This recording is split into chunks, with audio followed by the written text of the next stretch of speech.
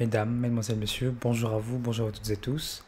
Ça y est, c'est enfin le premier épisode d'Anoulak étudiant, cette série de vidéos où je vous raconte mon quotidien d'étudiant, le plus intéressant possible, le plus important également. Pour commencer ce premier épisode, je voudrais revenir sur les 2 dernières semaines qui se sont écoulées, notamment la première semaine qui était consacrée au déménagement, donc dans cet appartement étudiant du Crous, bien évidemment, et la deuxième semaine qui a suivi, qui concerne justement les réunions de pré-rentrée et donc la pré-rentrée universitaire.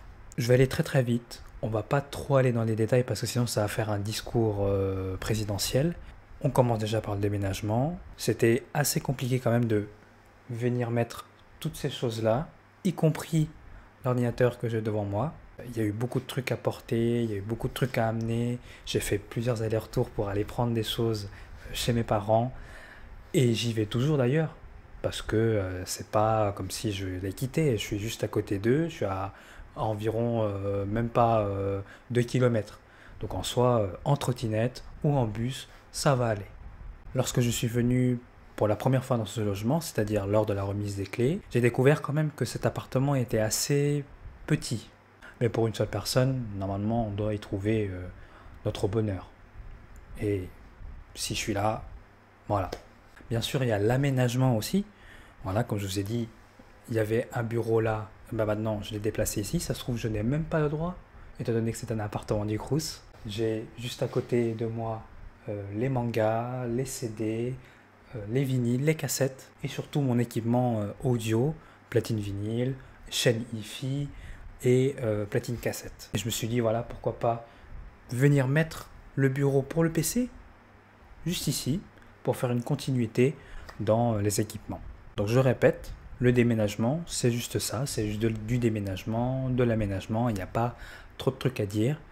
Le plus important, on en vient, c'est la semaine de la pré-rentrée universitaire. La semaine de pré-rentrée universitaire, c'est tout simplement des réunions de rentrée qui présentent le contenu des licences, le contenu des cours qu'on va avoir en licence LLCER anglais, LLCER qui veut donc dire langue, littérature, culture étrangère et régionale. Je pense que je peux dire que la réunion de rentrée qui a été le plus dynamique, la plus intéressante, c'était celle en LLCER anglais, avec un professeur digne de ce nom. Et je le connais parce que je suis déjà allé dans un de ses cours lors de l'université à l'essai en 2021.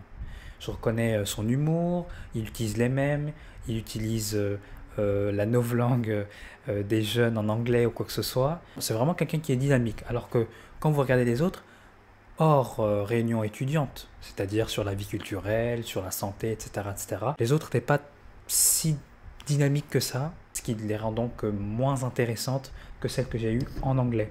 J'ai eu des informations, donc, comme je vous ai dit, par rapport à ma licence en anglais, par rapport à ma licence en italien aussi, en LV2, qui était donc ce jeudi 14 septembre, qui n'était pas très intéressante étant donné que la réunion a duré que une demi-heure, alors que normalement c'est censé durer 1 heure. C'est dire déjà le bordel, et c'est le cas de le dire parce que Nantes Université a créé en quelque sorte une nouvelle maquette de cours. C'est-à-dire que les cours que je vais avoir, eux-mêmes les professeurs, eh ben, ils connaissent pas trop le cours non plus. Donc ça fait qu'il y a une petite part de confusion qui va se créer lors de cette rentrée le 18 septembre prochain. Un autre sujet aussi concernant cette pré-rentrée universitaire, c'est que moi qui voulais aller sociabiliser en quelque sorte, voir les gens, aller faire des activités qui sont proposées, j'ai parlé avec personne, mais je me dis que ce n'est seulement que les réunions de pré-rentrée. Ce ne sont pas des cours, ce ne sont même pas les groupes, comme je vous l'ai dit tout à l'heure, que je ne connais pas encore, étant donné que les cours ne sont même pas encore constitués. Et le fait de ne pas parler avec des gens, ça m'a procuré le même sentiment que lorsque j'étais au fond du gouffre, on va dire, lorsque j'étais à La Roche-sur-Yon. C'est peut-être le regard des autres qui me fait peur, justement, par rapport à ça. J'étais beaucoup de tête baissée durant ces réunions. Et j'ai autre chose aussi. J'ai reconnu 2 ou 3 personnes de mon ancien lycée. 2 ou 3 anciens camarades, dont une où j'étais en train de faire mon inscription pédagogique mais qui m'a pas calculé. Il y en avait un aussi où j'étais devant lui, où je suis passé devant lui plusieurs fois. Il m'a pas calculé.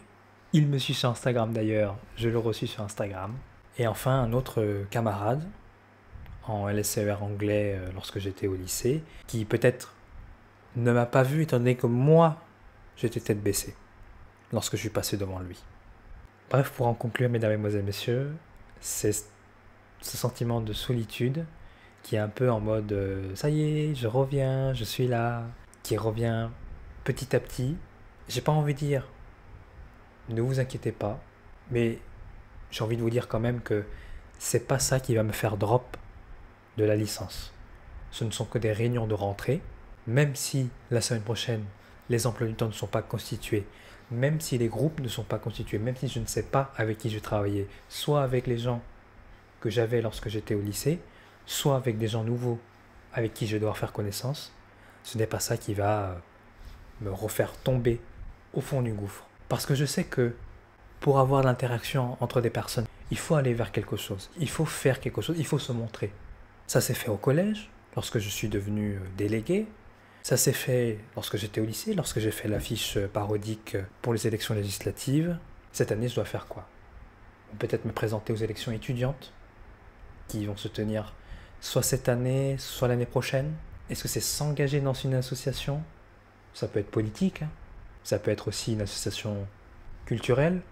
Je peux très bien chanter dans un chœur. Je peux très bien être dans un bureau des étudiants. Mais il faut rentrer dans ces zones-là, étant donné que si l'interaction ne vient pas de nous, elle doit venir des autres. Voilà, mesdames, mesdemoiselles, messieurs, c'était mon ressenti par rapport à tout ce qui s'est passé durant ces 2 dernières semaines. Je ne manque pas de revenir vers vous s'il y a un événement grave, comme moi je trouve grave, ou peut-être un événement exceptionnel, comme je l'ai dit tout à l'heure, si je m'étais engagé quelque part, ou si je me suis présenté aux élections étudiantes. On verra bien ce que l'avenir nous réservera. Mesdames, mesdemoiselles, messieurs, merci de m'avoir écouté et à bientôt pour le 2e épisode d'Anolac étudiant. Merci à vous.